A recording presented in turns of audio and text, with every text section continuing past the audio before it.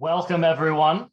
Thank you for joining us virtually via Zoom. My name is Carl Schultz. I work at the Charter Street Cemetery Welcome Center in the Hickman House, which is where I literally am right now, so I can prove it.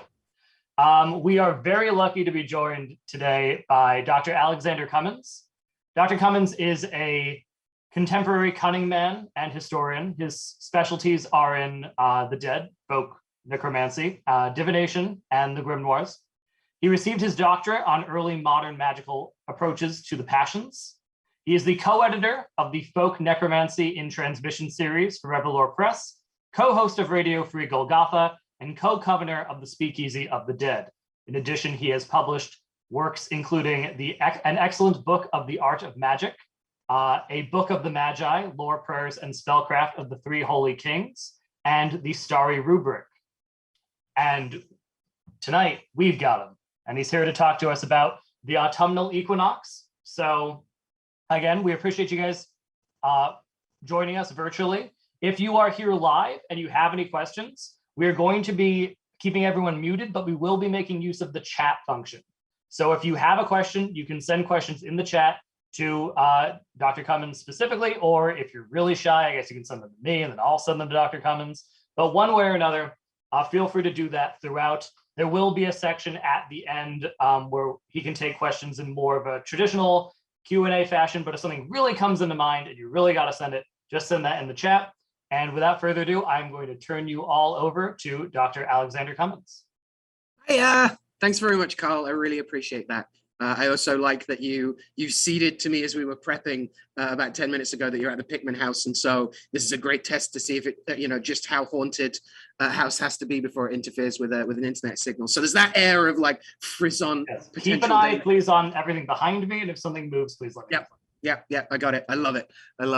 Hi, everyone. Hi, I'm Al. Thank you for that wonderful introduction. Thanks for having me. Thank you to Elizabeth at the Witch House and at the Pickman Street, etc., and to you all for being here. Hi.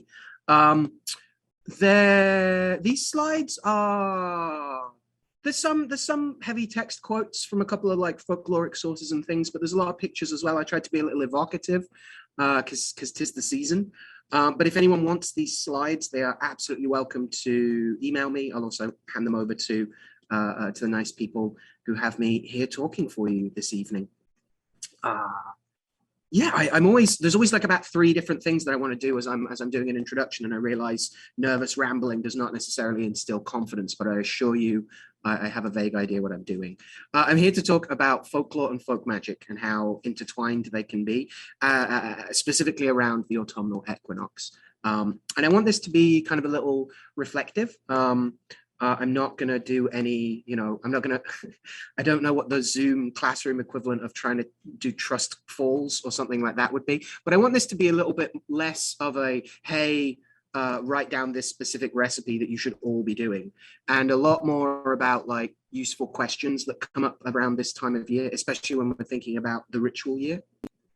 And I may scurry off to get some books and things on old English and New English folklore as well, if people ask me some specific questions. I'm also a big fan of people chiming in about their own experiences. One of the selfish reasons that I do these kinds of talks is so that I can gather folklore from people when they're like, oh, my grandmother used to do that as well. So if you feel comfortable sharing any of that, I would love to hear it.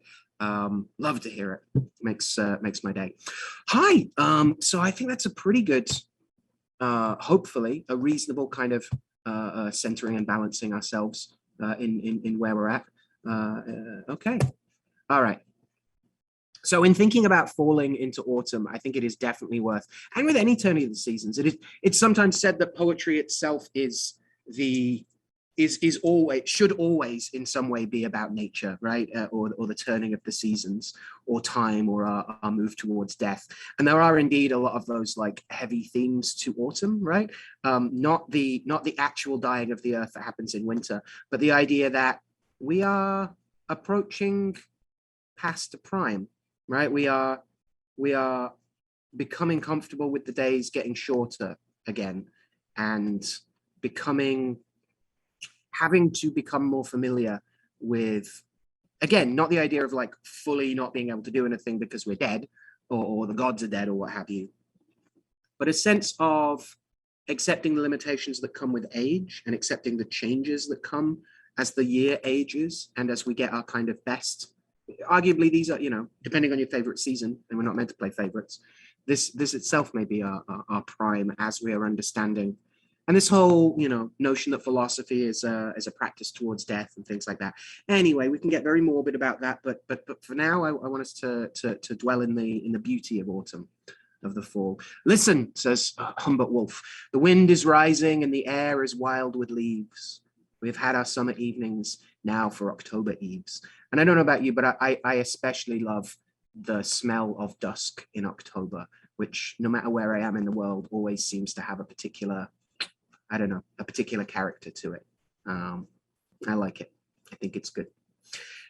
Terry Goulamé says, autumn mornings, sunshine and crisp air, birds and calmness, year's end and day's beginnings.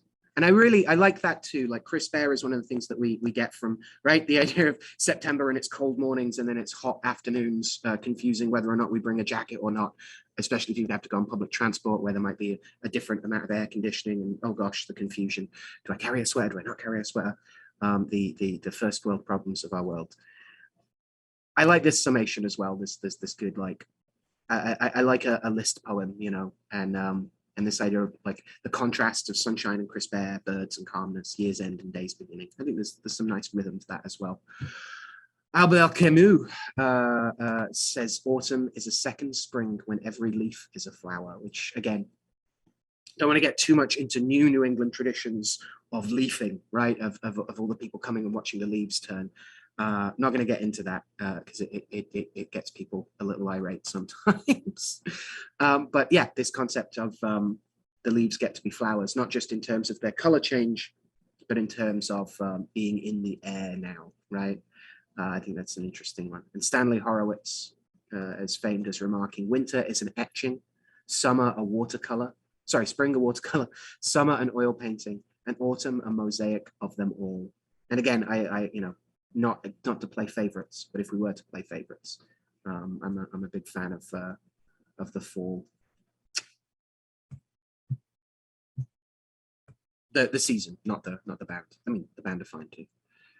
So I'm also a big fan of E.E. Cummins, and even though a lot of his poems end up looking like you formatted your slides wrong, I was going through my slides and got really, really worried about 10 minutes ago because I briefly thought I'd messed up the typeface or something, and so everything had like been been reorganized, like when you move a single thing in a Word doc. But this is E. Cummins testing the limits of form once again and describing how a leaf falls, right? And how a leaf falls in or on loneliness, right?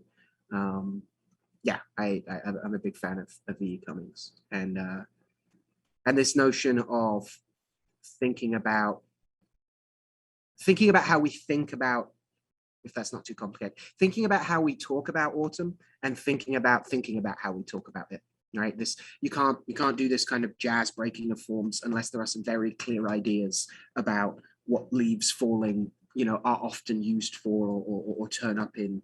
And again, this isn't a literary criticism class, but I do think that the turn of seasons and the equinox that offers us this opportunity in between things, right? Of the equaling of the day and the night, as equinoxes tend to, make us think of, that it's pertinent to consider, or at least not even pertinent to consider. It's just a nice thing to be able to have some poems to fall back on for the turning of the seasons, to think about how it's been spoken of before, and maybe that inspires us to write some poems, or to simply gather some of these leaves as the season goes. You can't, indeed, calling it fall kind of means we have to talk about leaves falling, right?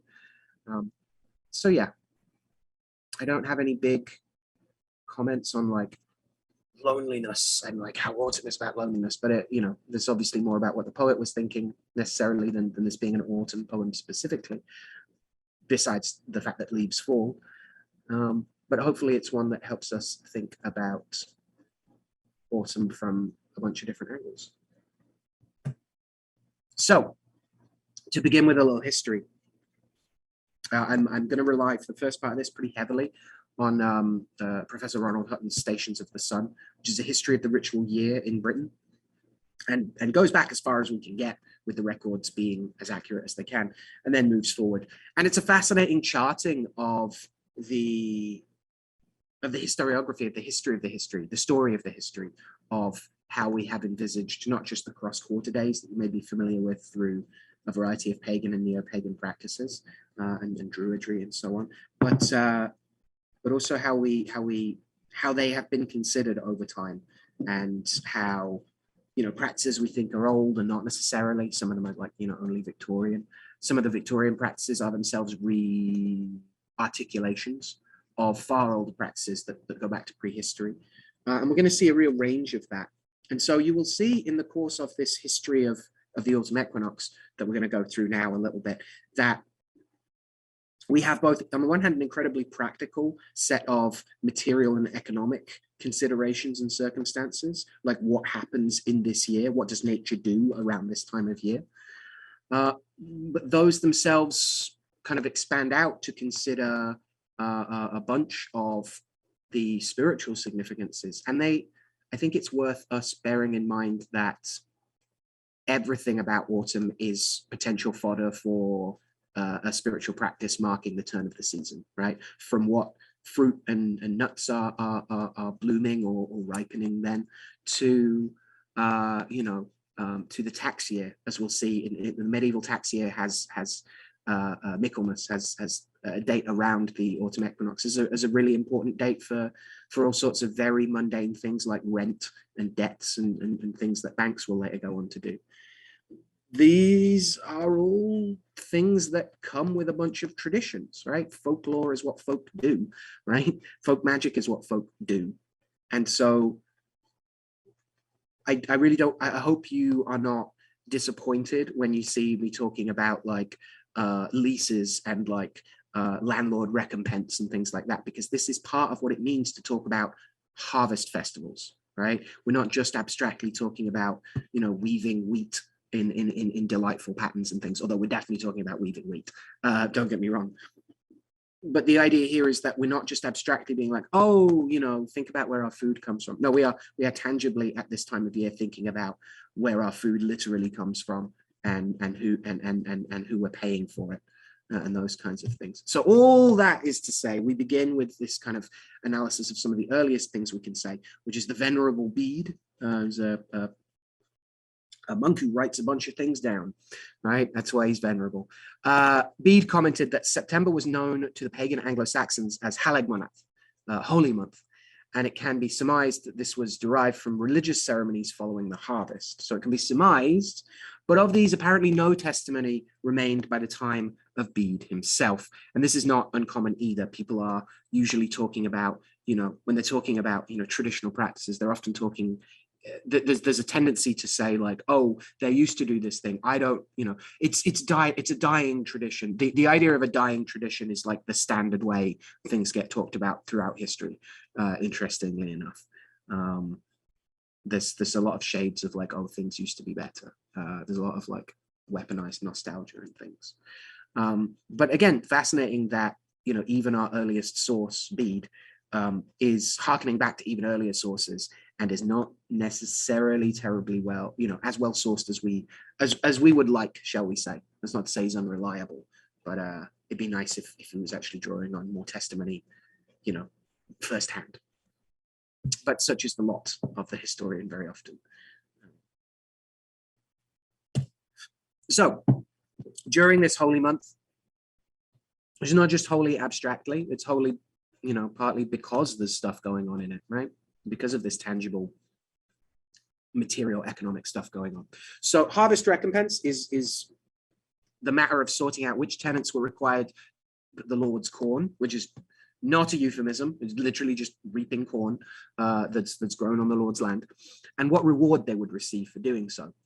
In most cases, the recompense took the form of food and drink given during the process, while certain estates also had the custom of a communal meal at the end, as well as or instead of the refreshments at the time And Ronald Hutton comments that the system may well have existed ever since substantial landowners first emerged back in prehistory.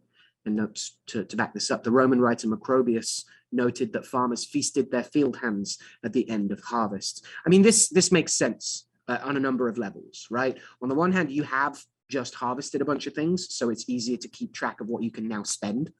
A bunch of people have just worked very, very hard for you, so it's good to keep them on side in some sense, right? Hungry people can become angry people very quickly, right? Especially if they've worked really hard for you and then receive nothing back. So also, you know, if you feed people too early, they're going to be all full and not necessarily, you know, work as hard necessarily, right? I mean, that's a terrible take on human nature there, but a lot easier, not necessarily kinder, to motivate people to eat once they've worked, right? So having it at the end is it makes sense, I suppose. And a thing that emerges from just like good practice starts to take on this traditionality, if that's a word. I don't think it is. It is now. Traditionality. There we go. We get to decide. So this idea of a communal meal at the end is also interesting and significant, because what community are we talking about? As we'll see, we kind of mean everyone in the village. We kind of mean mostly the people that were working. We kind of mean the people who were organizing the work. And we'll see that played out through the notion of a harvest lord a little bit as well.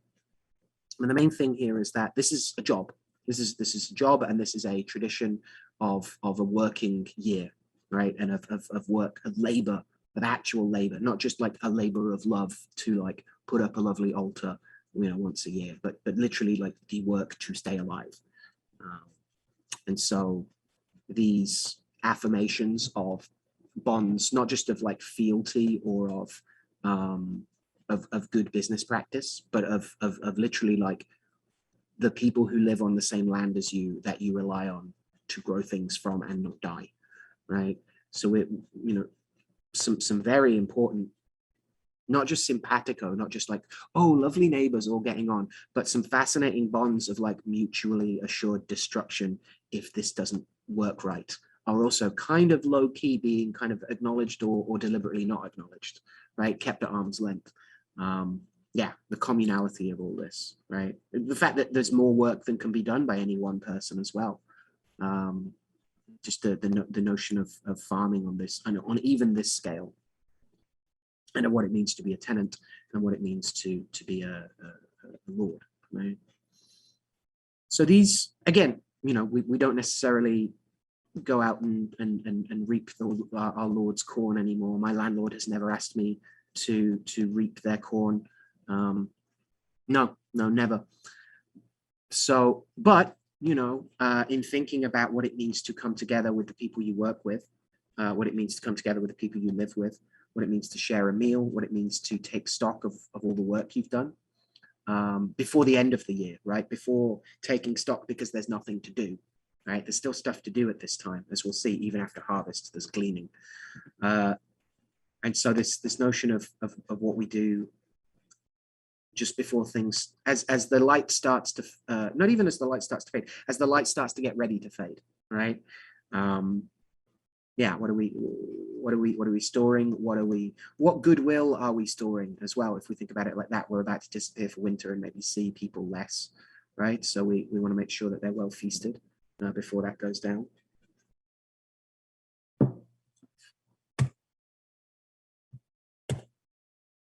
So these harvest customs emerge from this kind of, again, this idea of like, this is when corn ripens, this is when it needs to be gathered, these are how many people it's probably going to require to do, and here are the customs, shall we say, that build up and become tradition. Thomas Trusser notes that a good employer gave gloves to his field hands, and also talks about how a harvest lord was appointed to lead and supervise the work. And in contrast to a harvest queen, who could also have some very standard functions that she was fulfilling. She wasn't just a pretty face wearing a nice wheat crown. She could also be leading the gleaning, and we'll talk about that in a second. There's a big notion of the harvest lord, which is less a symbolic position, less wearing a crown and kind of prom-kinging out, waving, and a lot more about a foreman who organizes other workers. And so this idea of a harvest lord is not a symbolic king or any of that lovely Frasier golden bow stuff about a sacrificial king or something. No. It's a trusted lieutenant of the farm owner, right? Of the landlord. Or it's, the oldest person who can't necessarily wield a scythe or sickle so well, but knows exactly what order things need to be done in and knows everyone's names and so on. So Harvest Lord had a lot more of a function of actually getting stuff done, I would say, and a lot less of a pageantry kind of role to play than even Harvest Queens, who themselves could have very concrete and practical duties and responsibilities and jobs to do.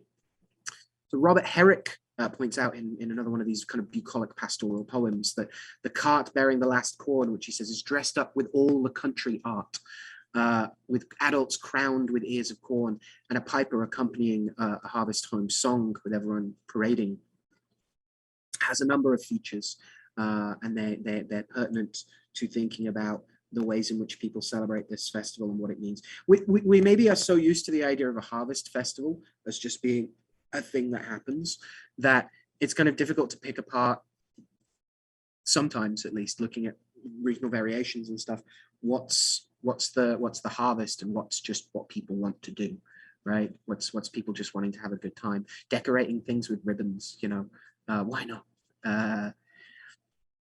So some bless the cart, some kiss the sheaves. I love that. Some prank them with oaken leaves. Let me see, this is from a poem, so it rhymes. People drink. So once they've arrived, once the cart bearing the last of the corn, right? So you've cut all the rest of it, and then the last one, you're done. So it's also a kind of like dessert of. It's like a beautiful pudding of harvest, right? The last one gets to be brightly colored, and we make a big fuss about it because we're fucking done. So it's also like the end of the working kind of period as well. So of course it's that Friday feeling, right? Casual Fridays at the field.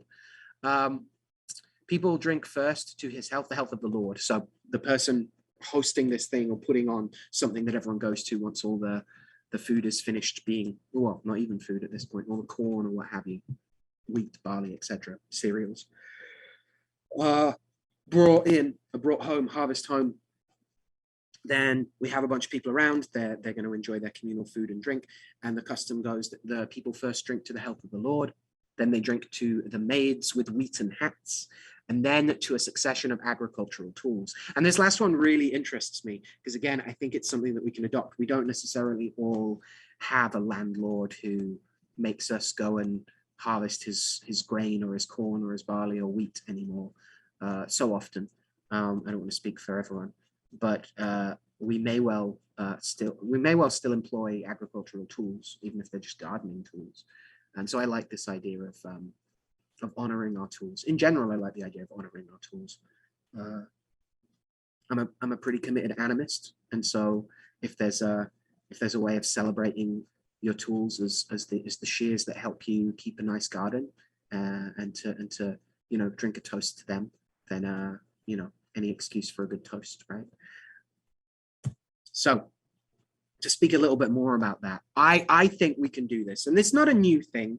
There are plenty of pagan and neo-pagan groups that do similar kinds of things, and there is a slight criticism here, and it's not just about celebrating tools. It's also about more generally how we approach not just harvest festivals, but the wheel of the year in general.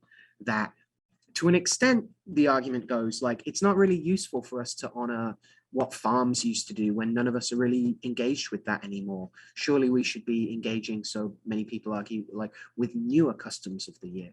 And I don't have any problem with that. What's interesting for me in terms of autumn equinox having a lot of traditional folk practices, but not necessarily, it's not as built up as, say, like Samhain, for instance, or Halloween, or whatever you want to call it, Samhain. Or as big a deal in, say, Scotland or elsewhere as like Beltane and like the big summer solstices. Rather, it's a bunch of things that people did and that we're then drawing on to kind of, again, re-articulate a mythic engagement and ritual understanding and integration of the reason for the season, right? And there is this argument that's made that like it's kind of LARPy, it's kind of just dressing up.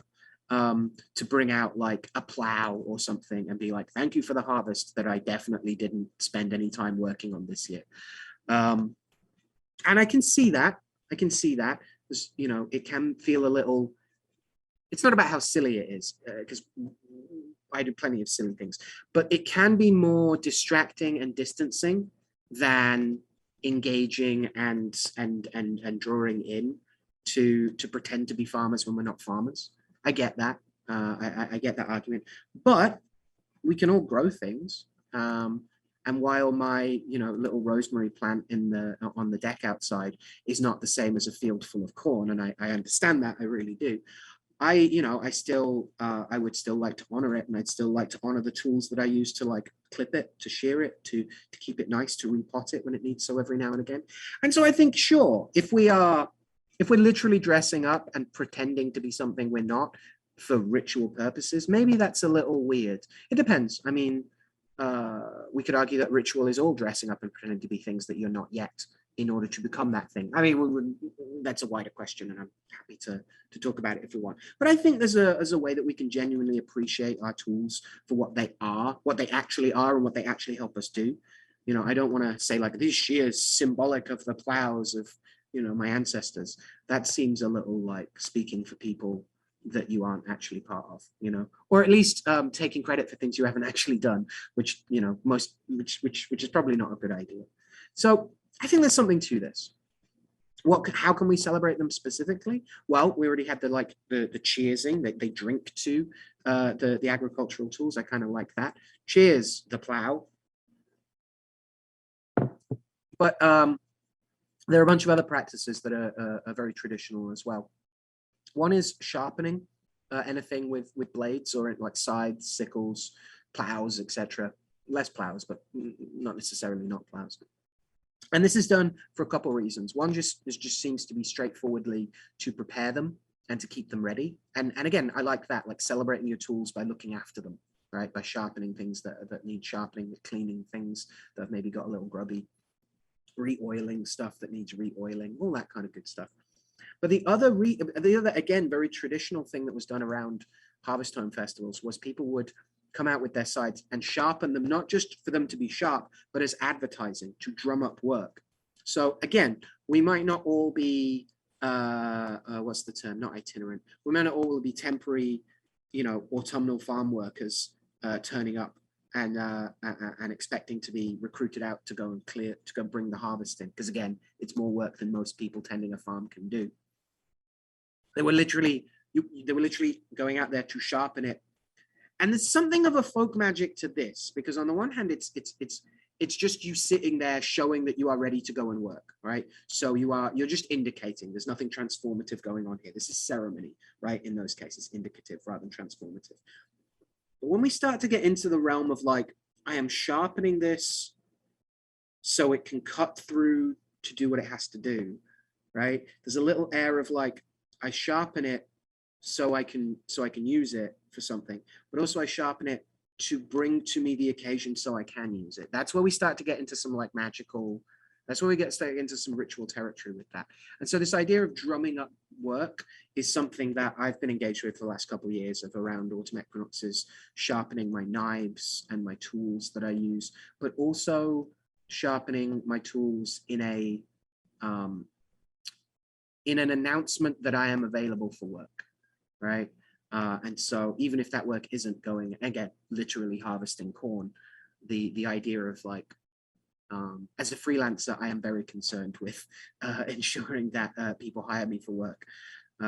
So it's a big deal for me and for many other freelancers. But for whatever it is you do, a notion of like attending to your tools as an exercise that brings you more of the work that you want to do is I think a really beautiful little ritual that emerges from, you know, what we might call work magics, right?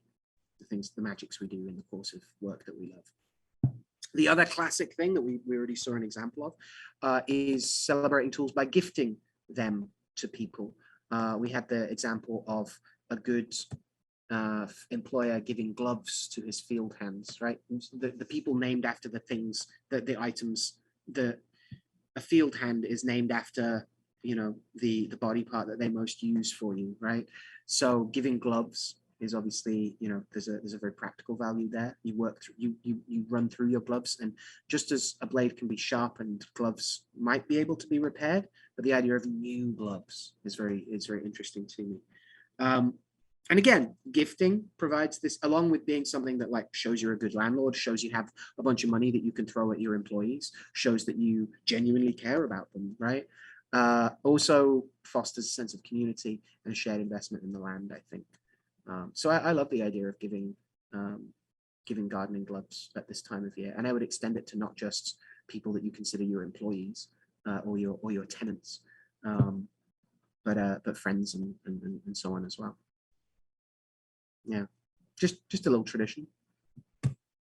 So one of the other things that people often do is create beautiful harvest garlands, right? Wreaths, crowns, etc. We saw one at the beginning, at the top of this talk. And indeed, sometimes people will create whole harvest queens, right? And there's a great early modern example here of our man Milton in Paradise Lost, talking about how Adam fashioned a garland for Eve. Adam fashions for Eve of choicest flowers, a garland to adorn her tresses and her rural labor's crown, as reapers oft are wont their harvest queens, right? So again, we have this notion of like, what's a harvest queen? We do have examples of it literally being a woman who was given a nice, rural laborer's crown, and then sits there on a cart and is the kind of May Queen of September. It's the September Queen, if we want to frame it like that. But also we have plenty of examples of people making literal dollies, like corn dollies. And there's so many pictures of those, I couldn't include all of them. But sometimes also creating a full-size effigy of a lady, as we see here, and parading that around. And so there's some debate about how popular it was to have a person being a harvest queen. And sometimes it's obvious that it has to be a person because they have things to do, like arrange the gleaning, as we'll get to in a second. And sometimes it's clearer that it's about, or it's not so clear that it's potentially this kind of effigy that gets brought around. And then again, like that's a life-size effigy in a cart, but then also a bunch of harvest dollies that have a wider variety of implementations and so on. What we can say is that one eyewitness account from the early modern period, from the 1500 to 1700, points out that as certain farm laborers, their last load of corn, they crown with flowers, having besides an image richly dressed, by which perhaps they would signify Keres, right? Keres, Ceres, from where we get cereal, Roman earth goddess. That role fulfills a multitude of functions. But you see what I'm saying here. So again, we don't have to decide if it's primarily or was more popularly a real person crowned or an effigy. Nothing burns like an effigy. The important thing here is that we have this interplay between between the crop, like the harvest itself being bound together to make a doll, to make a person, right? Being the queen of it, emerging from it, as well as having power over it.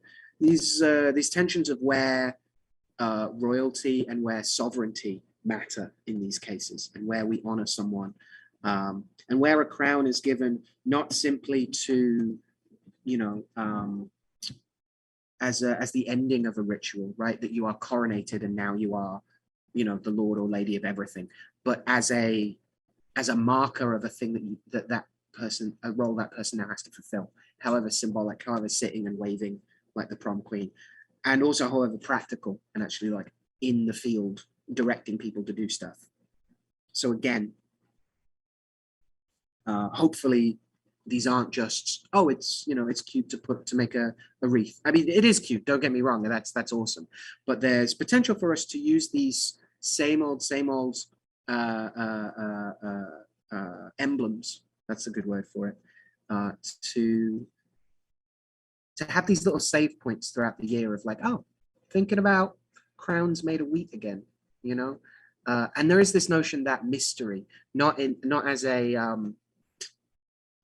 hand wavy, don't ask too many difficult theological questions. It's just a mystery, right? Not as a like stop thinking about this tactic, but mystery as a source of engagement with the numinous, if we want to frame it like that. The mysteries of autumn, of the petrichor of the smell of rain on the ground, of the smell of dusk in October, of all of these things. They're all an opportunity for us to explore those like renewable resources every year, right?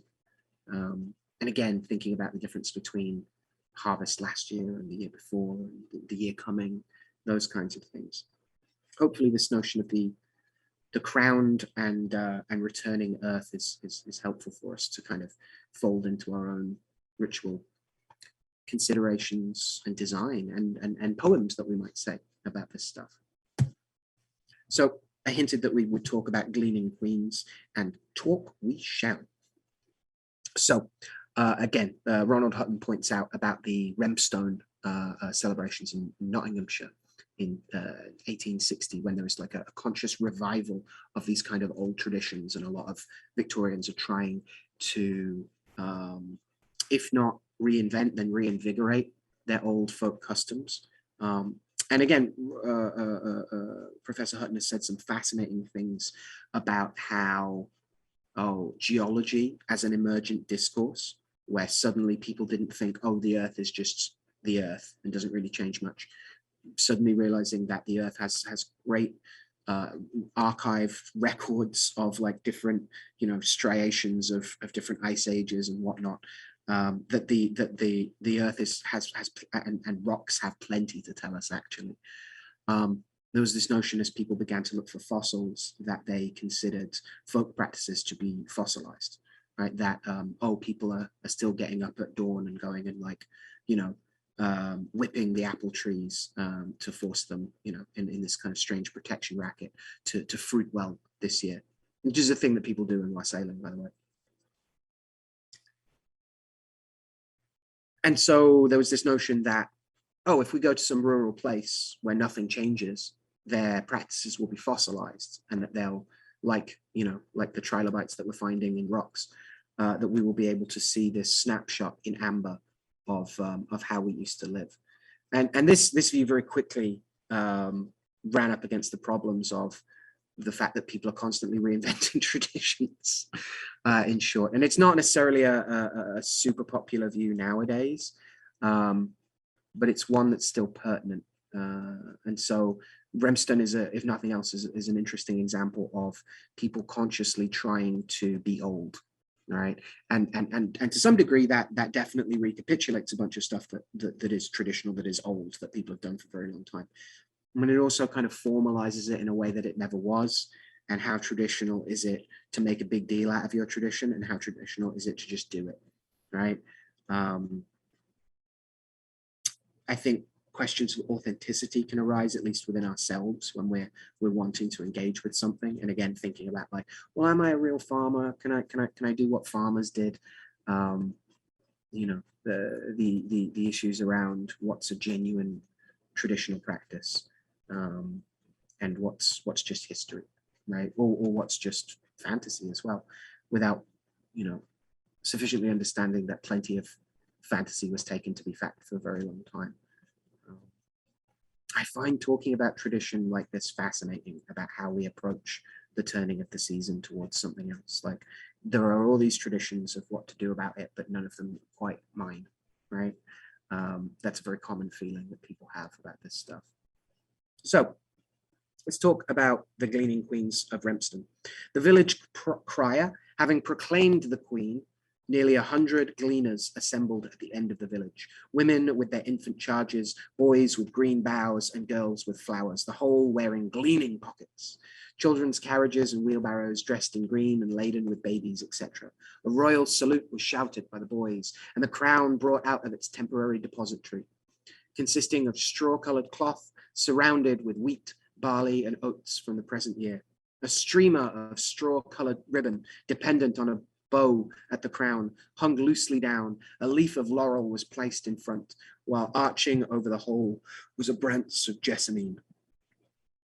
The ceremony of crowning was now performed, after which the queen, enthroned in an armchair decorated with flowers and branches, moved to the first field to be gleaned. So we see here a very conscious effort to kind of formalize a bunch of things like, you know, boys jeering or saluting, right, or shouting at the coming, you know, gleaning queen, harvest queen, etc. And we see this kind of formalized a lot more, right? And these lovely ribbons and the fact that the crown is kept somewhere for the year until it is brought out again. These things are very interesting to me.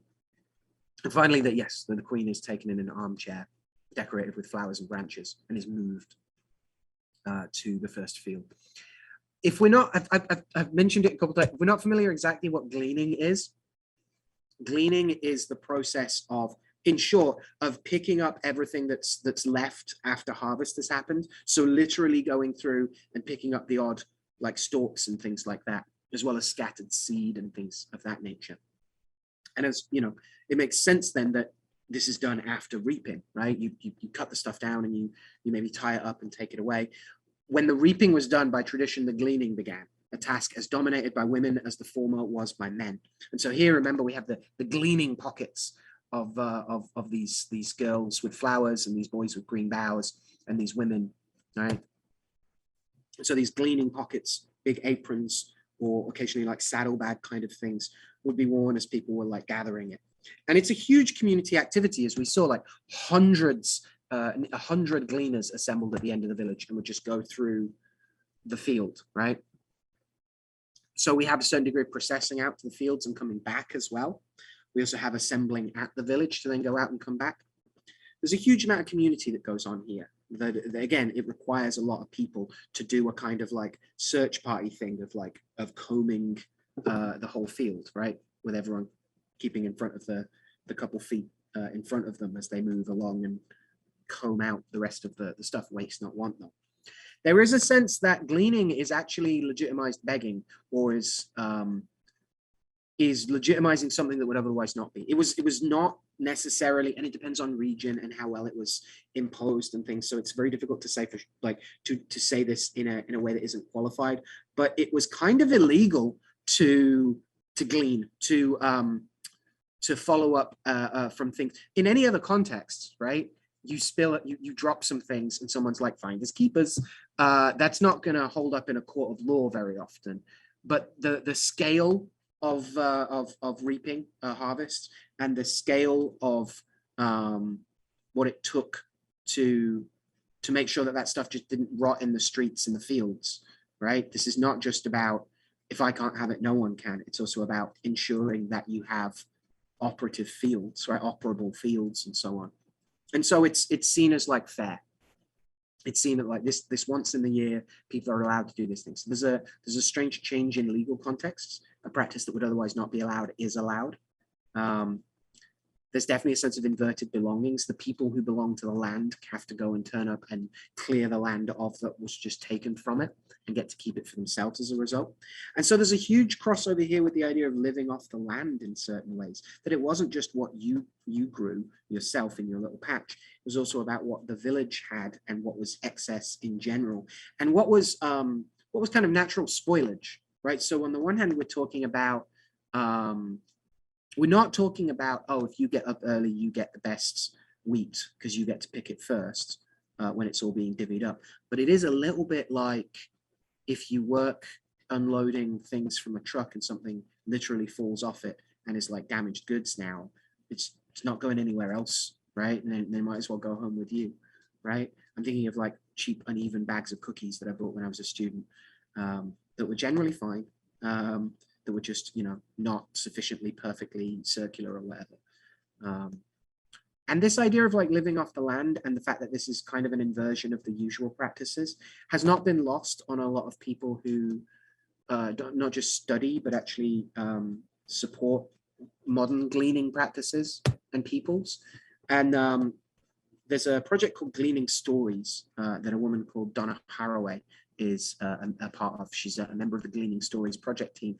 And their website says that she sat down with someone else and recorded some of her reflections on the connections she finds between the stories of gleaners and about the connections the gleaners themselves make with their lives, their food, and with each other. Now, this is pertinent because this is the Donna Haraway, who is also Donna Haraway Distinguished Professor Emerita in the History of Consciousness Department at the University of California, Santa Cruz, her of the Cyborg Manifesto that many of you may be familiar with.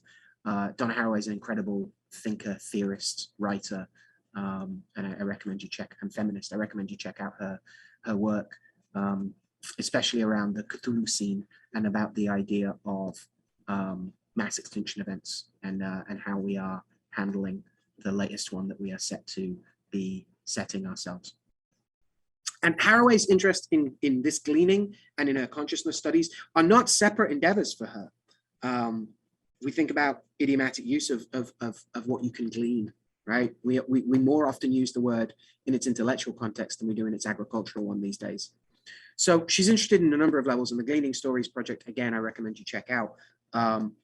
A lot of it's about repurposing, about how you can make use of something surplus or discarded by using it for something other than its intended use. And so, yes, this can absolutely cover classic gleaning, gleaning classic, which includes agricultural surplus that's collected and used as supplementary animal feed or is composted to then grow other things, which is also pretty traditional. But it also includes found art projects as well. I found this thing and now I'm gonna treat it like art, right? But classic, but like particularly Haraway is interested in how consciousness itself is about curiosity and is about gleaning for information and is about combing for resources and things of that nature. Yeah, I think a lot about this, about what it means to follow in the footsteps of big organized activity and to see what was left behind and to see what we can, to organize a communal endeavor that kind of course corrects. So even if the harvest was taken in really badly, you have a whole other ceremony that's about clearing up after you. Yeah, there we go. Yeah, let's ritualize not just the ritual, but the ritual of cleaning up after the ritual. Wouldn't that be nice? Wouldn't that save, certain people who always end up clearing up anyway, an awful lot of stress and drama. So I wanted to share this Carl Sandburg poem because I think it's beautiful. Under the harvest moon, when the soft silver drips shimmering over the garden nights, death, the grey mocker, comes and whispers to you as a beautiful friend who remembers. Under the summer roses, when the flagrant crimson lurks in the dusk of the wild red leaves, love, with little hands, comes and touches you with 1,000 memories and asks you beautiful, unanswerable questions. I wish I knew who had taken that picture as well. I found it on a Google image search. So if you took that, thank you. It's beautiful. So I mentioned that it wasn't just about abstractly doing a bunch of like agricultural labor, although that was a big part of it. There's also this big tradition of the 4 quarter days, the cross quarter days that we're familiar with, right? In a year, Lady Day, the 25th of March, Midsummer, Michaelmas, and of course, Christmas, which is never referred to by any other name. These were the 4 dates, says Ben Jonson, writing for Historic UK, on which servants were hired, rents were due, or leases begun. And this is the big deal when you hear people talk about, oh, till Michaelmas feast, right? This is a standard kind of legal measurement of time, right? This is a contract length. And as a result, we have this whole context of hiring and firing, about what's the word I'm looking for? Accountability, not in the moral philosophy sense of the term, but in the very concrete rather than abstract or academic sense of like, what does your boss do? What does your boss let you do? It used to be said that harvest had to be completed by Michaelmas, almost like the marking of the end of the productive season and the beginning of the new cycle of farming. So again, we have this idea that autumn is about new beginnings and new endings, as all turns of seasons are, but in this case, the beginning of the end and the end of the middle, actually, I think is probably more accurate to say. It was the time at which new servants were hired or land was exchanged and debts were paid. And it's said that this is how it came to be for Michaelmas to be the time for electing magistrates and also the beginning of legal and university terms. So we also have much wider context for Michaelmas and for the closest traditional holiday to the equinox itself in kind of in Christendom, at least before that, at least after, conversion. It's more than just farmers, right? University students and teachers have to pay attention to Michaelmas. Lawyers who deal with disputes between landowners have to pay attention to it.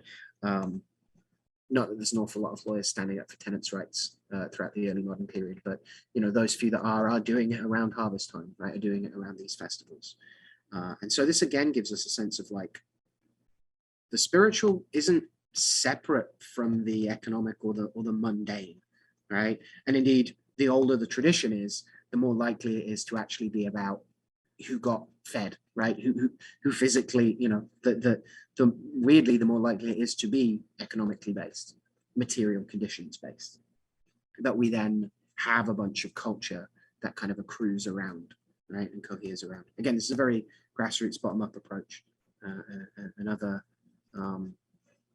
folklorists might disagree with that kind of assessment. But I think it's very important that we're aware of how people ate and drank and got paid, right, and got their debts paid back or paid their debts at this time. And there's one particular tradition that emerges around this idea of this being the time for payback, as well as the time when a certain stock was taken of like not just grain but also of animals, which is Goose Day. Johnson mentions that sometimes Michaelmas was also known as Goose Day, and goose fairs were held. Look at this magnificent golden boy. Even now, the famous Nottingham Goose Fair is still held on or around the 3rd of October. Part of the reason goose is eaten is one of these lovely early modern apocryphal stories, vaguely apocryphal, who can say. It's said that when Queen Elizabeth I heard of the defeat of the Spanish Armada by storm, primarily by the idea of her Magus John Dee summoning a storm, which then becomes the basis of the myth of Prospero and things in the Tempest. She was dining on goose and resolved to eat it on Michaelmas Day as well. And others, of course, followed suit, because when you are the queen, you are also a trendsetter. #influencer. It could also have been developed through the role of Michaelmas Day as debts were due. And I like this explanation, honestly. Tenants requiring a delay in payment, right, may have tried to persuade their landlords with gifts of geese. And I love this idea of like, I can't pay you everything right now, but honk.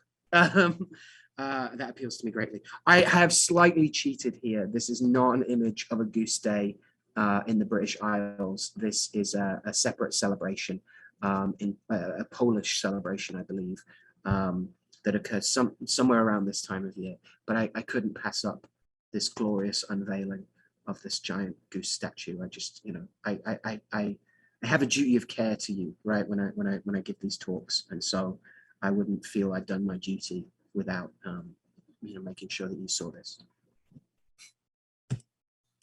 One of the many other things that's done around Michaelmas, especially in Scotland, although we do see it elsewhere, in Ireland, and in English people that have been to Scotland, and again Johnson talks about this. It's a scone-like cake, kind of breadish, a sweet bread, not the same as sweet bread. In Scotland, St. Michael's bannock, or there's a bunch of ways of saying this and my accent's off, strawn, there's a large scone-like cake, is also created. This used to be made from cereals grown on the family's land during the year, representing the fruits of the fields, and is cooked on a lamb skin, representing the fruit of the flocks. All right. The cereals are also moistened with sheep's milk, as sheep are deemed the most sacred of animals.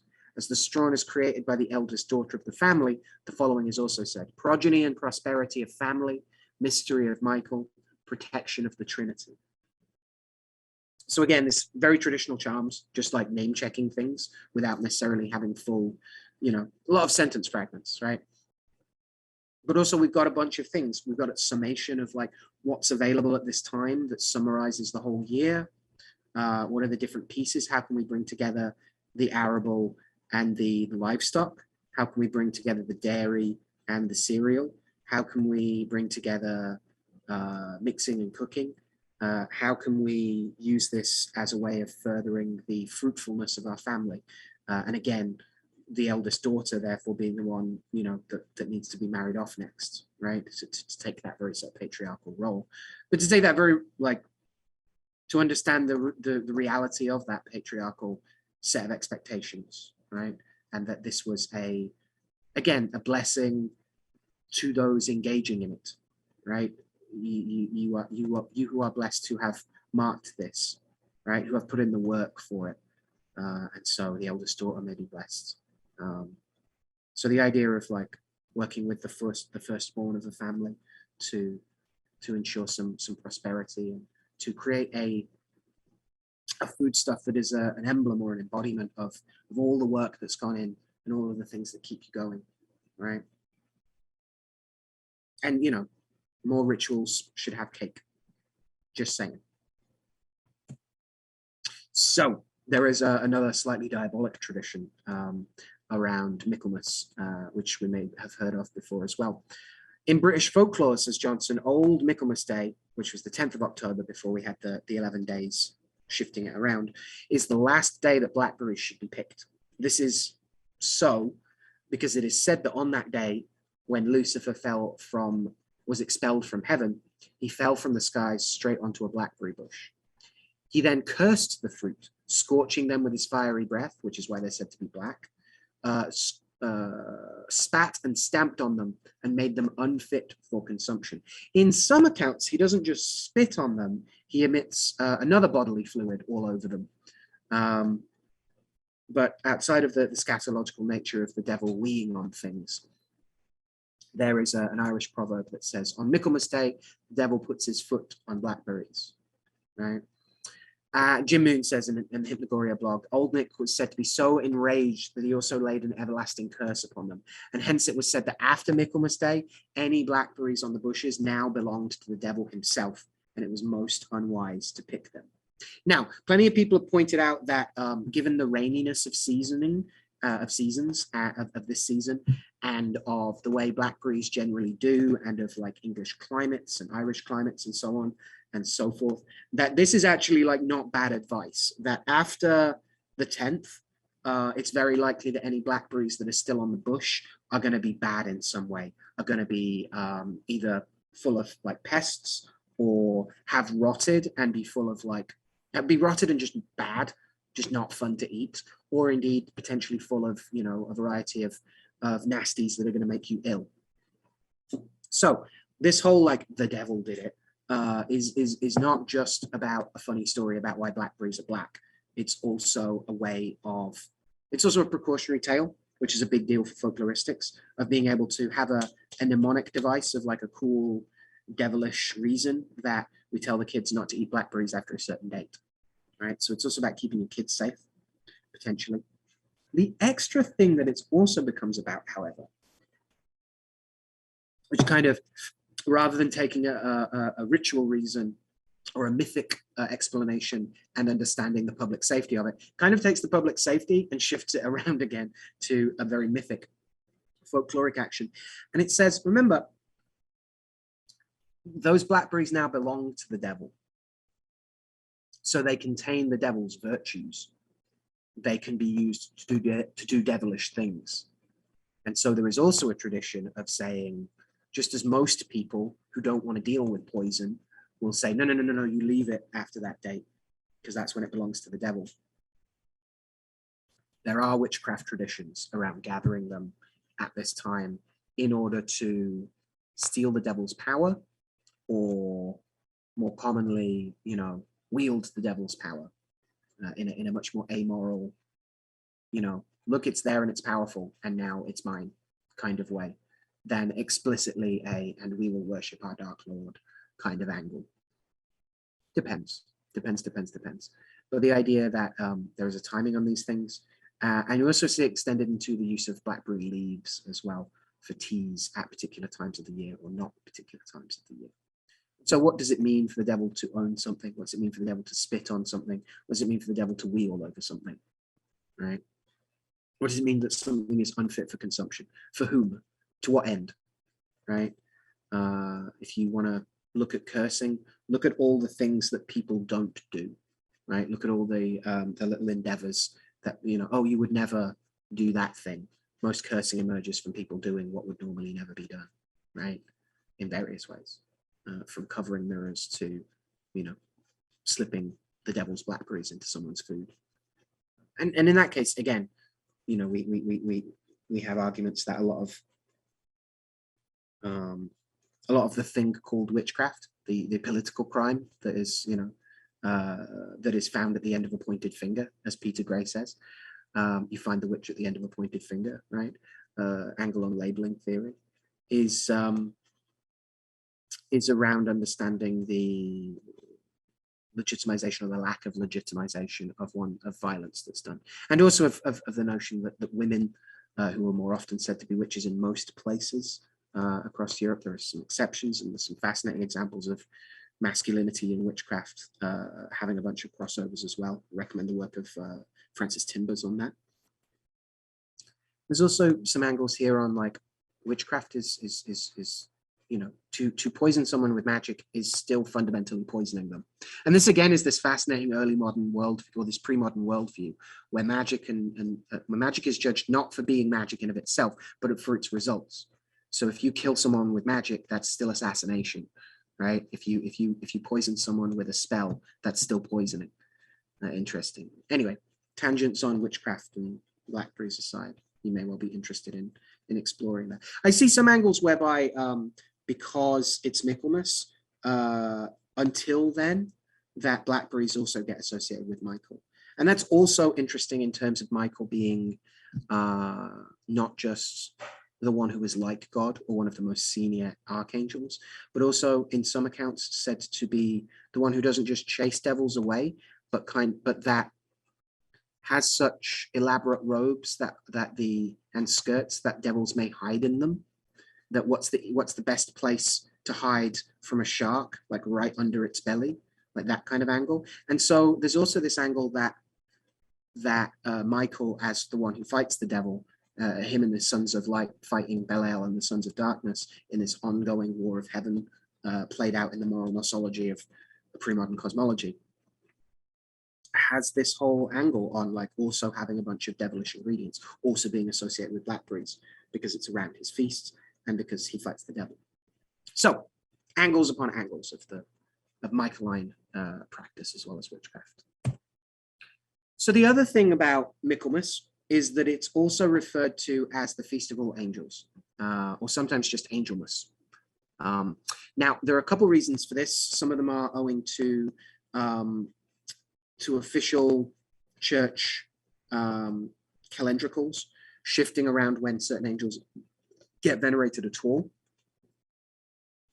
One of the major ones is that Raphael gets assigned into the Feast of All Angels, as does Gabriel. And so it becomes like a huge catch-all day, just as All Hallows or All Saints or All Souls Day, right, can be huge catch-all categories.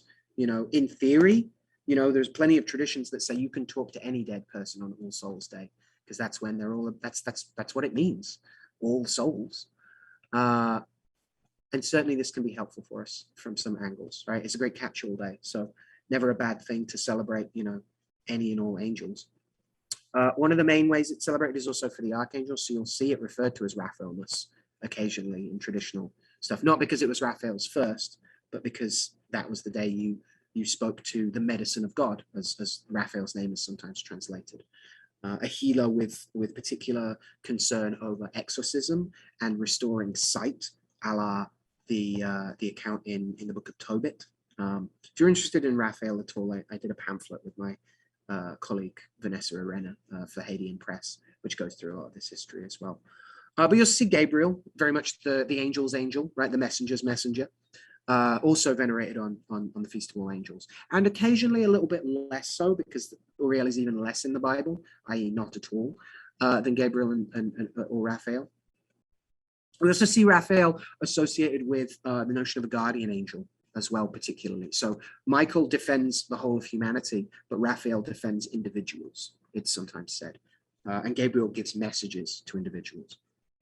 Uriel is the light of God, and has a strange function of being both associated with like Saturnine kind of mysteries and also Venusian ones sometimes.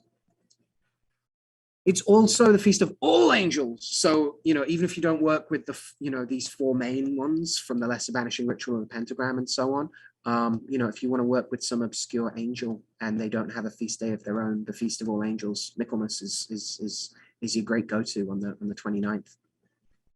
This may also include your personal angel. So just as Raphael is said to, is thought to have been one of the, I don't want to say main inspirations, but like a significant data point in the wider story of how we got to this notion that like everyone has a personal guardian, which is a much older notion. That's clear in rabbinic law, that if there's angels for every blade of grass, there's obviously an angel for your soul, right? At least one. So this idea of a personal angel is much older than any particular angel, but Raphael as personal guardian angel is the one that turns up and personally guides you and helps you, as opposed to Michael standing there fighting on your behalf, but not necessarily turning up for you. And a lot of different traditions across the world work with these angels in very different ways. These are the most popular ones, and they're popular because people have worked with them in a bunch of different ways. But the idea of your natal angel, your own good angel, a huge deal in pre-modern European religion, spirituality, and magic. And yeah, that could also be served today, on this day, on the Feast of All Angels.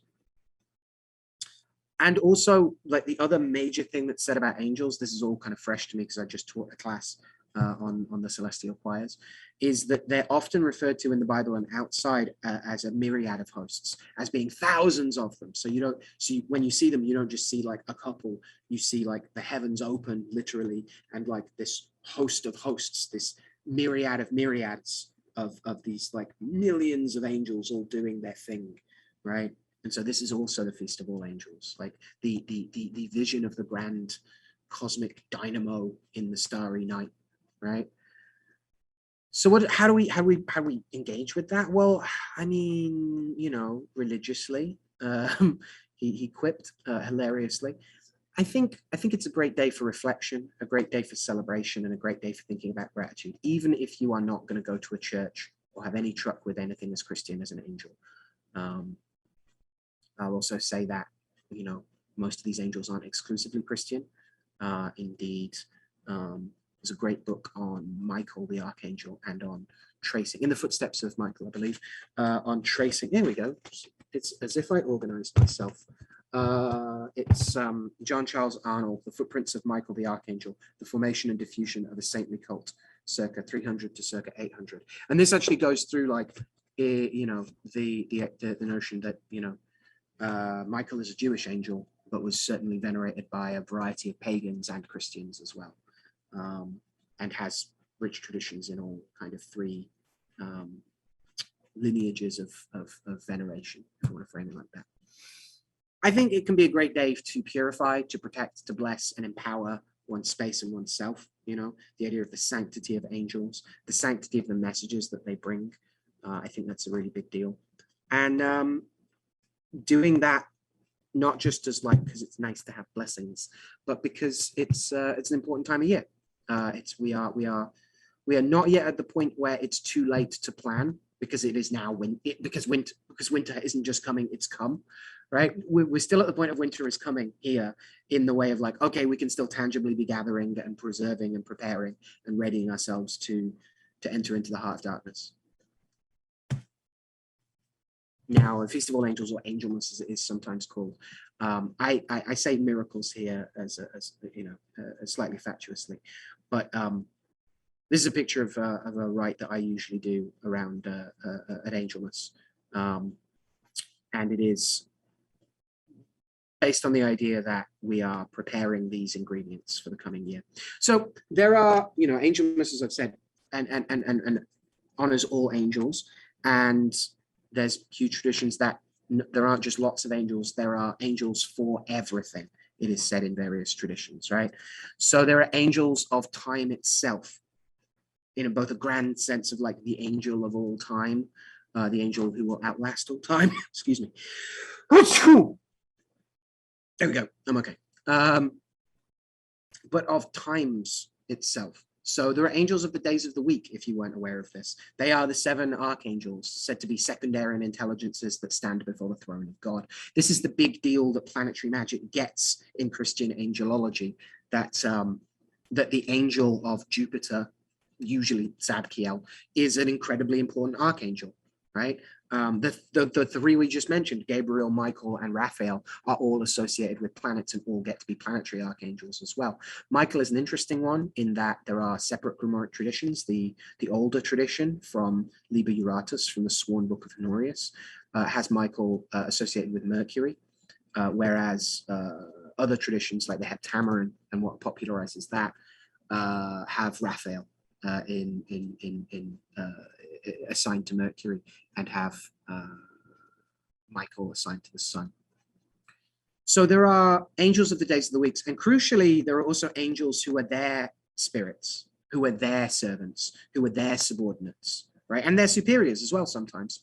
Archangels don't have a lot of superiors, but there are lots of different angels of the planets that aren't just the archangel of it, right? Gabriel is said to be the archangel of the moon, but there are other angels of the moon as well, plenty of others. And so what I do in this particular Angelmas rite that I kind of don't mind sharing with you and kind of think is a cool thing to do is basically consecrating a bunch of materia for working with these angels and their spirits. So I pick one ritual ingredient and prepare a whole plate of it. So I go and buy a bunch of dried herbs and consecrate them for use over the course of the whole year with that planet and with that archangel. So I believe this is a big bag of nettle, like dried nettle for Mars for Tuesday. So I go Monday, Tuesday, Wednesday, Thursday, Friday, Saturday, Sunday. I do it by days of the week, not by Chaldean order. This is nettle, which is a traditionally very martial plant, right? It's got stings, it's got poison. It grows in raggedy woods, and it has a high content of iron. These are all things that make it very Saturnine, that make it very martial, make it of Mars. And so I prayed over it and consecrated it, the plate that was bearing all this stuff, and then lit a candle in a little shot glass and said some prayers and asked for the archangel of Mars, Camael or Samael, sometimes pronounced, to bless these herbs that I could use them in the coming year. And this raises this question for me, like, when does the ritual begin? Because one of the main things that was traditionally done on particular feast days was preparing materia to then use it for the rest of the year, whether that's the Pascal candles around Candlemas, which were generally used to drip wax on fields to bless them and keep them safe, or little bits of that wax were taken and put in charms. The newer style of candle magic, where you burn a whole candle down just about something, is newer than this idea of like, this whole candle is a magic ingredient, and I can take bits of the wax and use them for things, whether leaving them in fields to bless them or putting them in bags to keep charms around me. So this question of when the ritual begins, which is something one of my elders is very fond of saying, is I think really pertinent here because I use these all year. So, you know, in December, if I need to do some good martial work, if someone is, you know, if I've got a client who needs protection because, you know, some ex-boyfriend is like stalking them or something. I wish I was using examples that weren't real life ones. Then I may employ some of that charged martial materia of nettles to help build a charm or a talisman or some magical materia like an incense or something that the client can burn. And that's empowered by stuff I did on Angelmas, right? Even if the client is asking about stuff that happens like in months' time, right? So when does that ritual of like empowering that thing begin? Well, it began at Angelmas, but it began before that as well, because this isn't the first year I've done this, right? So it might not be exactly the materia, but I do it because I did it last year, because I did it last year. So again, this idea of tradition being a thing you do because you do it, right? Which just sounds a little tautological, right? Sounds a little like boys will be boys. Sounds a little like it isn't actually an explanation, it's just circular reasoning. But I am very interested, especially when we're talking about consecrating things that could be used on any Tuesday, right? Or in any martial work for the year, about working with spirits of time to get at a sense of ritual time and allowing us to have like save points in the year so that rather than traveling back in time, you know, having to build a DeLorean and empower it to get back to Angelus, to empower it then to then take it forward again to help my client with her stalker. I don't need to, I've already done it. And this is one of the bases of like seasonality and talisman making in general. When we're thinking about astrological election, that like that planet is conjunct to that planet at this time and no other. But at that time, we can make a bunch of, we can harness the fruits of those stars. We can harness the energy that was radiated off that stuff, and we can gather it in little jars like fruit, like ripened fruit, and we can make jam. We can make preserves. We can make jelly, right? I'm not the only practitioner or historian to point out that making talismans is a little bit like making jam. You prepare a vessel that's got to be got a suitable material and clean. You prepare your materia. You gather the thing from the stars. You add some sugar or whatever else. You add the other things that are going to keep it and preserve it. And ideally, you create a jam so that you aren't just able, so that you're able to eat jam and enjoy those things, not just when the fruit falls, but all across the year. All right, and this is one of the bases of astrologically elected talismans, is that you are putting a save point in something. You are gathering and preserving a bunch of astral empowerment to have access to it all throughout the year. I hope I've not like overstated that point, but I think it's an important one. So of course we're going to talk Robert Frost, who says, nature's first green is gold, her hardest hue to hold. Her early leaves a flower, but only so an hour. Then leaf subsides to leaf, so Eden sank to grief. So dawn goes down to day, nothing gold can stay. And there is this melancholy towards him that I kind of low-key also like, again, hashtag real goth hours. There is this sense of like, we're not dying yet. We don't get to actually be old men yet, and old ladies yet, and old whatever you are yet.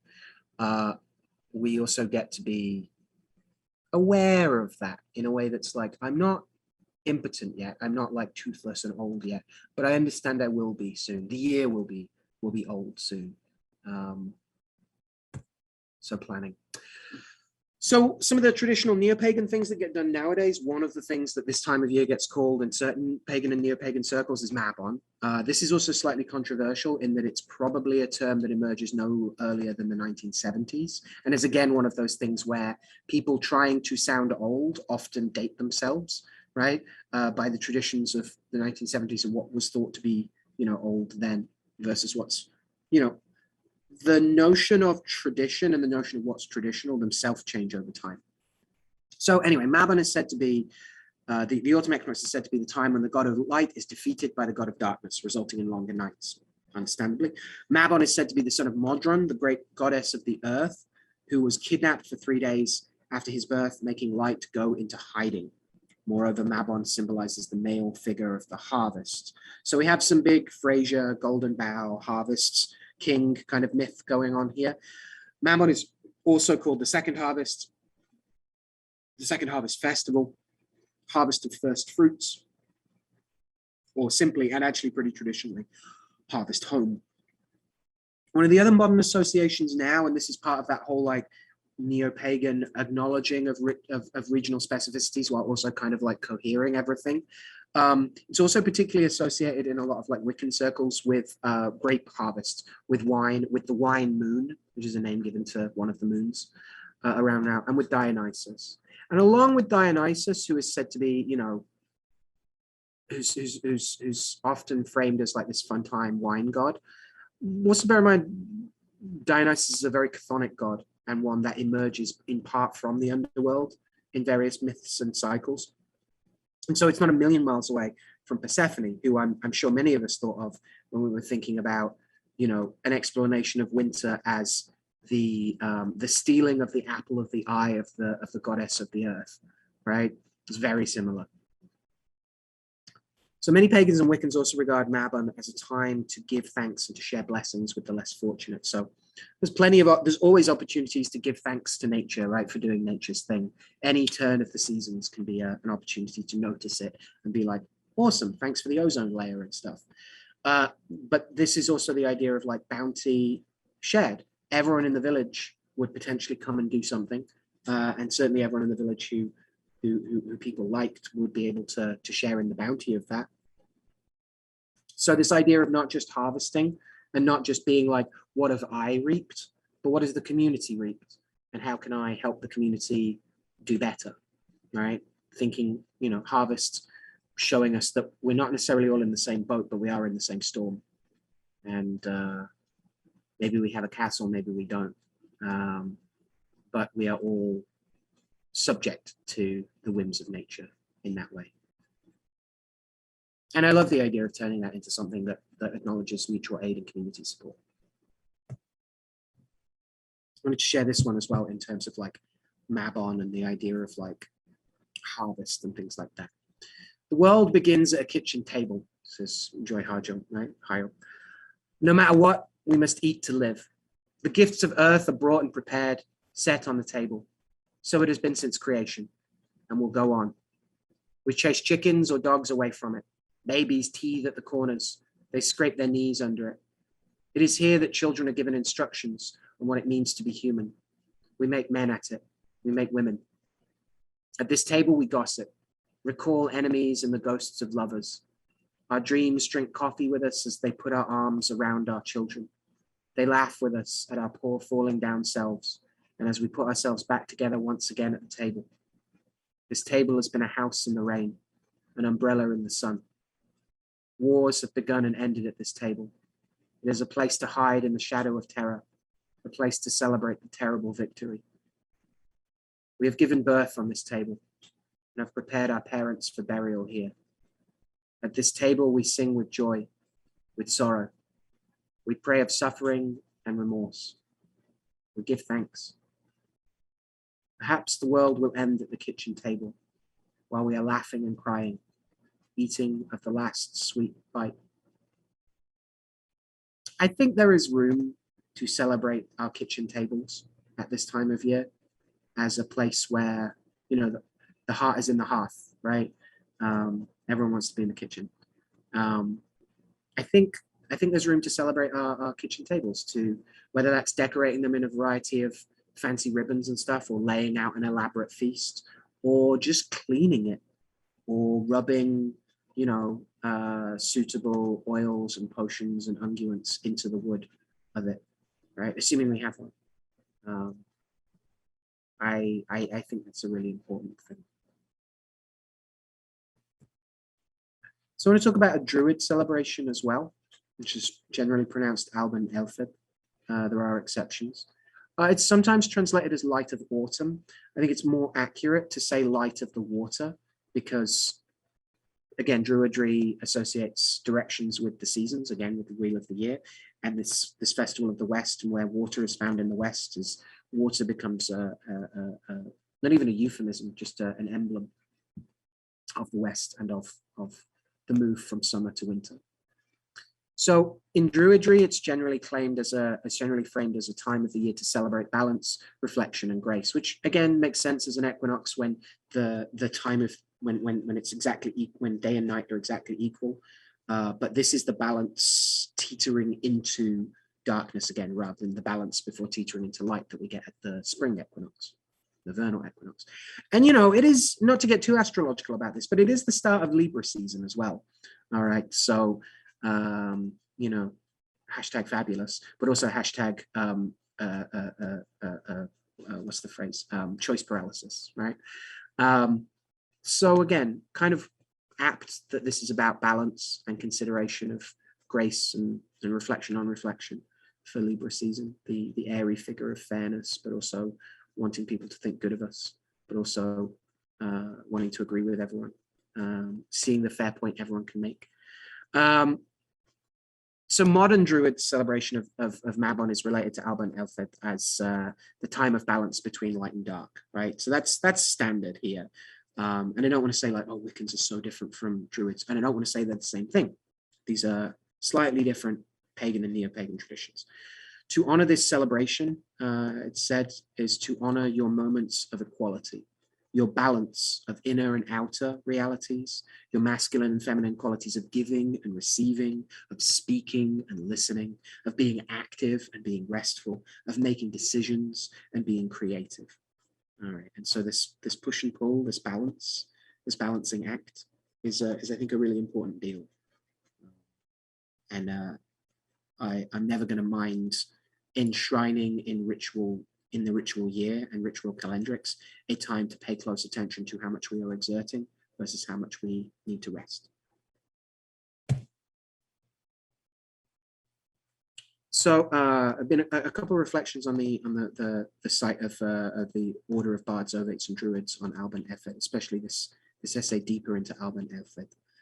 At this time, our ancestors saw the sun, for the first time in half a year, be unable to outshine the dark.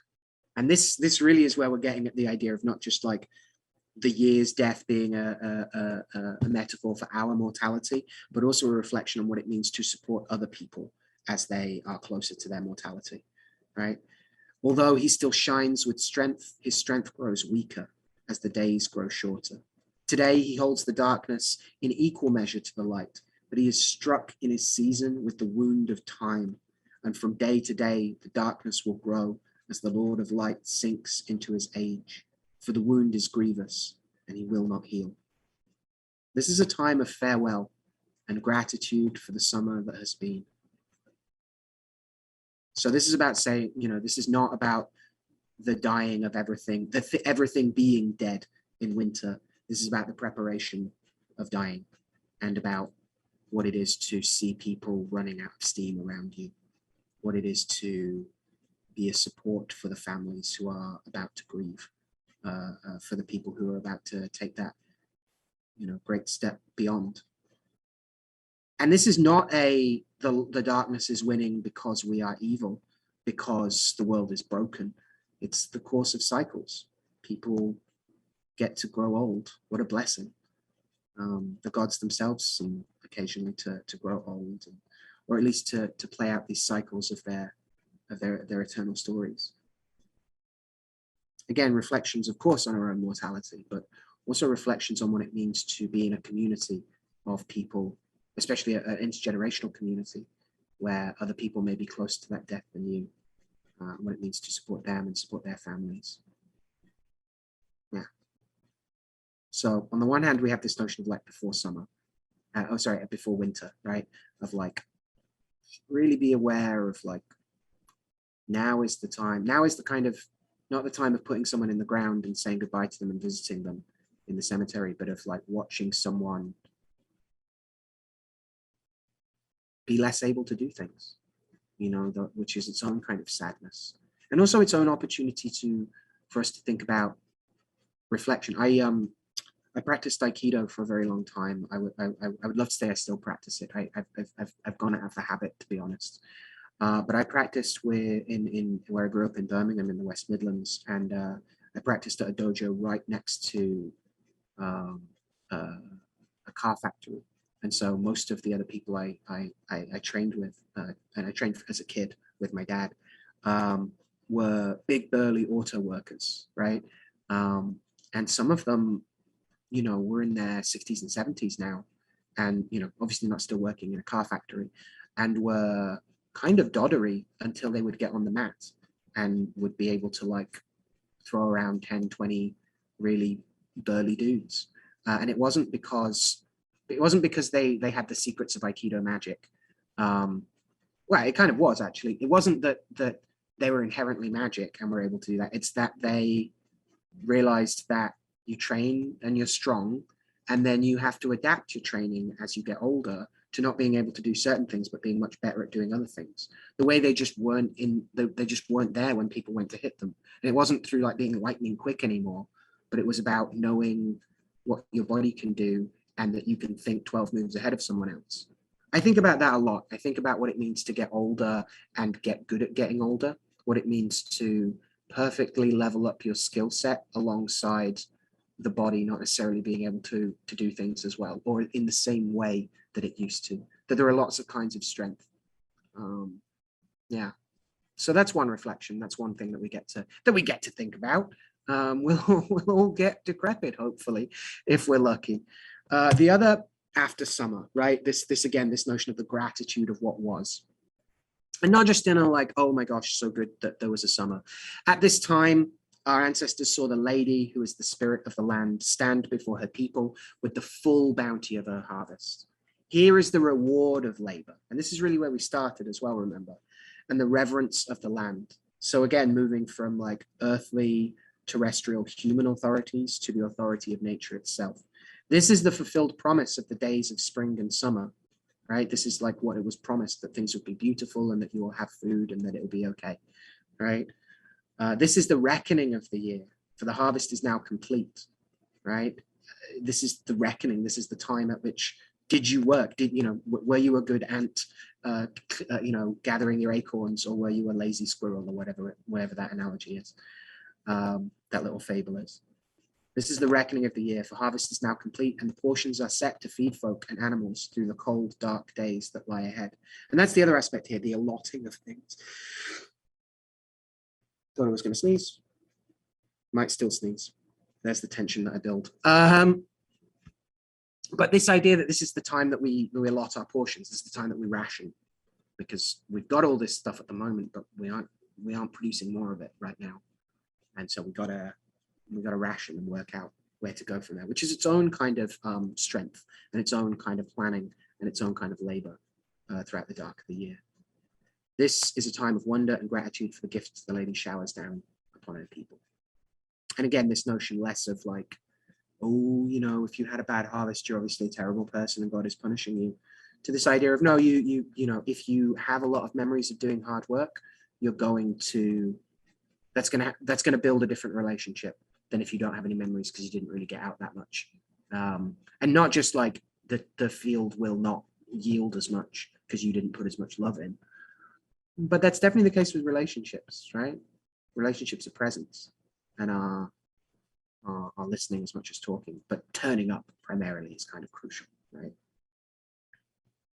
So I want to leave you with John Keats, and then we can have some questions and things. As I say, this was designed to be a little more reflective and a little more, helping you have some ideas of things to do than it was me prescribing rituals or anything like that.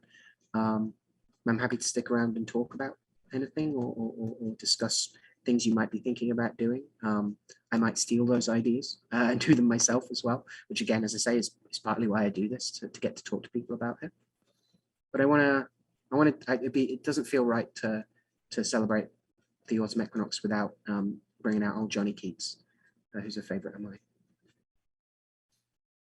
Season of mists and mellow fruitfulness, close bosom friend of the maturing sun, conspiring with him how to load and bless with fruit the vines that round the thatch eaves run, to bend with apples the massed cottage trees, and fill all fruit with ripeness to the core, to swell the gourd and plump the hazel shells with a sweet kernel, to set budding more, and still more later flowers for the bees, until they think warm days will never cease. For summer has o'erbrimmed their clammy cells. Who hath not seen thee oft amid thy store? Sometimes whoever seeks abroad may find thee sitting careless on a granary floor, thy hair soft lifted by the winnowing wind, or in a half-reaped furrow sound asleep, drowsed with the fume of poppies, while thy hook spares the next swath and all the twined flowers. And sometimes, like a gleaner, O thou dost keep steady thy laden head across a brook, or by a cider press, with a patient look, thou watchest the last oozings hours by hours. Where are the songs of spring? Aye, where are they? Think not of them. Thou hast thy music too, while barred clouds bloom the soft dying day and touch the stubble plains with rosy hue. Then, in a wailful choir, the small gnats mourn among the river sallows, borne aloft or sinking as the light wind lives or dies, and full-grown lambs loud bleat from hilly bourne. Hedge crickets sing, and now, with treble soft, the red breast whistles from a garden croft, and gathering swallows twitter in the skies. So I just want to say thank you, everyone, for joining me on this short little sojourn through the autumn season. I hope this hasn't been something where you're just, nodding along, being like, oh, I know all this anyway. Again, that's kind of the point of celebrating the ritual year, not to bring up new things, right? Again, this is the idea of the mystery as renewable resource, right? We get to think about winter every winter rather than like, I've already done winter, I mean, that can definitely be how winter feels, I'll be honest. Did I see a raised hand there?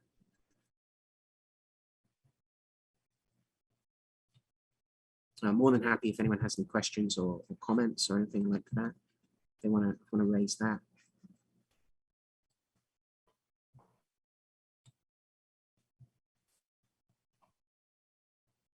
Oh, it was a clapping icon. Oh my gosh. All right. Okay. Thank you. Wow.